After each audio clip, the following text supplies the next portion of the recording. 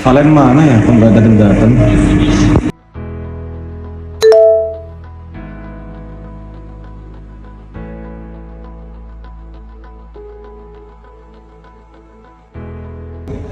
Seorang mahasiswa meminta temannya mengisi daftar hadir padahal ia tidak datang ke kelas. Ini terlihat sederhana seakan hanya sekedar tanda tangan. Hal ini sering dianggap wajar di dunia kampus. Namun jika direnungkan, titip absen merupakan pemalsuan kehadiran dan bentuk dari korupsi kecil. Dalam Islam, kehadiran adalah bentuk amanah, terutama dalam konteks pendidikan.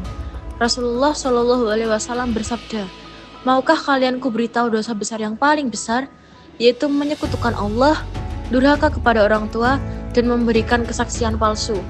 Hadis riwayat Bukhari dan Muslim. Titip absen juga merusak nilai keadilan dan tanggung jawab individu karena ia menipu dosen, institusi bahwa ia telah menjalankan kewajibannya padahal tidak.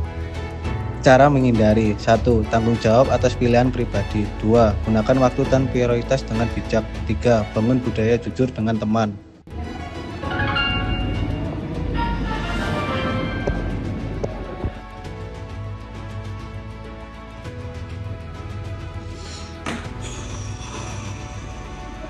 Kenapa nulis banyak-banyak? Besok kan UAS, makanya bikin contekan. Nyontek saat ujian merupakan hal yang dianggap sepele, namun tindakan ini tindakan korupsi kecil. Seorang mahasiswa mendapatkan nilai yang bukan usahanya sendiri merupakan tindakan korupsi kecil. Dalam Islam, menyontek jelas termasuk dalam perbuatan penipuan yang sangat dikecam.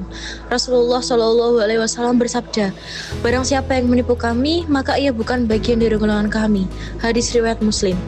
Ini bukan sekedar ancaman sosial, tapi penegasan bahwa Islam memisahkan pelaku penipuan dari identitas umat yang beriman. Selain itu, menyontek juga melanggar amanah, yakni tanggung jawab moral dan spiritual dalam proses belajar. Allah Subhanahu wa Ta'ala berfirman, "Sesungguhnya Allah menyuruh kamu menyampaikan amanat kepada yang berhak menerimanya."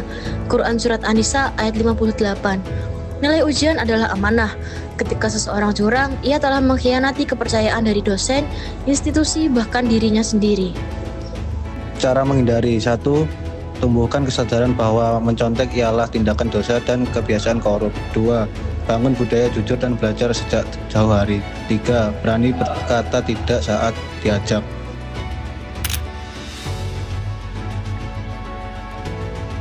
Lagi ngapain? Nah, tugas apa? Bukan tugas, ini lagi ngerjain proposal.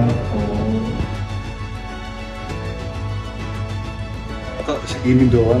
Nggak ditambahin buat ngopi-ngopi? Dalam kehidupan organisasi masyarakat, salah satu tanggung jawab yang penting adalah saat kita mengelola dana kita. Namun sayangnya banyak praktik yang terjadi dan dinormalisasikan, yaitu memasukkan laporan keuangan dengan cara membuat data palsu maupun mengalokasikan sebagian dana menjadi dana pribadi. Hal ini merupakan korupsi kecil karena seseorang mendapat sesuatu yang bukan haknya. Dalam Islam, uang atau harta yang dititipkan untuk dikelola bersama adalah amanah, dan pemalsuan terhadapnya termasuk pengkhianatan. Allah Subhanahu wa Ta'ala berfirman, "Sesungguhnya Allah menyuruh kamu menyampaikan amanah kepada yang berhak menerimanya." Quran Surat An-Nisa ayat 58.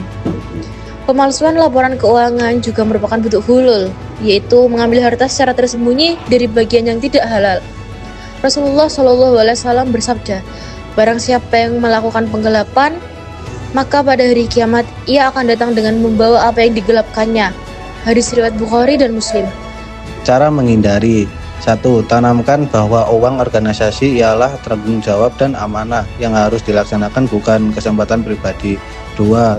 Bersikap terbuka dan transparan dengan cara mencatat dan mengumpulkan nota pengeluaran. 3. Tolak tekanan dari manapun ajakan memalsukan laporan.